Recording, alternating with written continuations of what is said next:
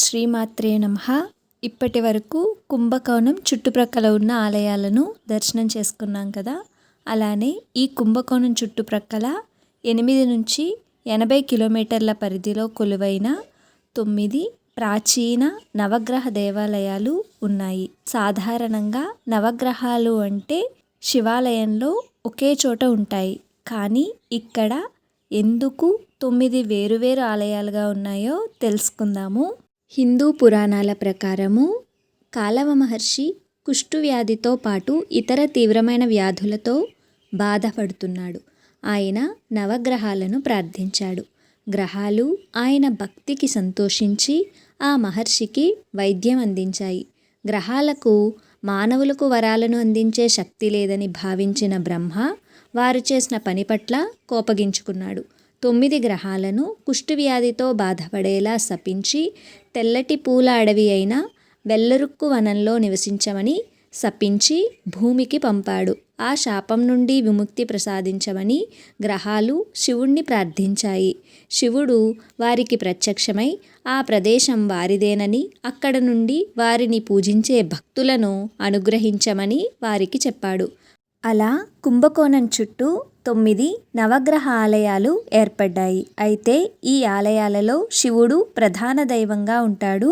గ్రహాలకు వేరే సన్నిధి ఉంటుంది, ఒక్క సూర్యనార్ కోవిల్లో తప్ప. ఈ 9 ఆలయాలు: మొదటిది సూర్యనార్ కోవిల్, సూర్యుడు ఉంటాడు. 2 కైలాసనాథర్ ఆలయము, చంద్రుడు. 3 వైదీశ్వరన్ కోయల్, అంగారకుడు లేదా కుజుడు. 4 ఆదిత్యేశ్వరాలయము, బుధుడు ఉంటారు. 5 ఆపత్సహయేశ్వరాలయము, అలంగుడి, బృహస్పతి లేదా గురుడు. 6 అగ్నీశ్వర స్వామి, శుక్రుడు. 7 శనీశ్వరుని ఆలయము, తిరునల్లార్లో ఉంటుంది. 8 కేతుస్థలము, నాగనాథస్వామి ఆలయము, కేతువు ఉంటారు. 9 రాహువు, నాగనాథర్ ఆలయము. ఇవి కుంభకోణం చుట్టూ కొలువైన నవగ్రహ ఆలయాలు. నవగ్రహ దోష నివారణకు ప్రసిద్ధి చెందిన ఆలయాలు. ఇప్పుడు వీటిలో మేము దర్శించిన ఆలయాలను చూద్దాము. ముందుగా మేము వెళ్ళింది రాహు స్థలం. ఇది కుంభకోణానికి 7 కిలోమీటర్ల దూరంలో తిరునాగేశ్వరం అనే గ్రామంలో ఉంది. ఇక్కడ శివుణ్ణి నాగనాథర్గా పూజిస్తారు. ఇక్కడ ప్రధాన దైవము శివుడు. పార్వతీమాతను గిరిగుజాంబిగై లేదా పిరైసుడి అమ్మన్గా పూజిస్తారు. ఈ ఆలయంలో రాహువుకు ప్రత్యేక మందిరం ఉంది. రాహుగ్రహ దోష నివారణకు ప్రత్యేక పూజలు చేస్తారు. ఈ ఆలయ నిర్మాణ శైలి ద్రావిడ శిల్పకళతో ఉంటుంది. మేం వెళ్ళినప్పుడు స్థానికులు అక్కడ ప్రత్యేక పూజలను జరిపించుకుంటున్నారు.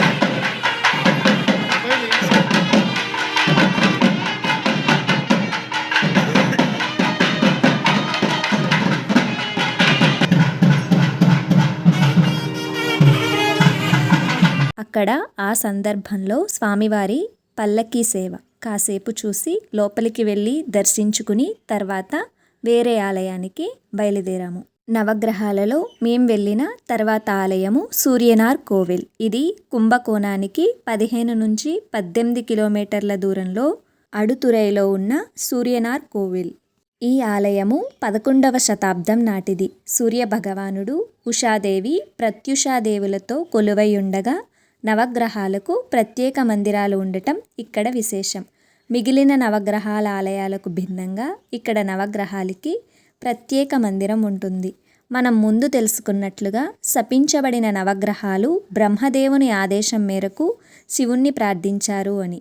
అలా శివుణ్ణి ప్రార్థించిన ప్రదేశమే ఈ సూర్యనార్ కోవిల్.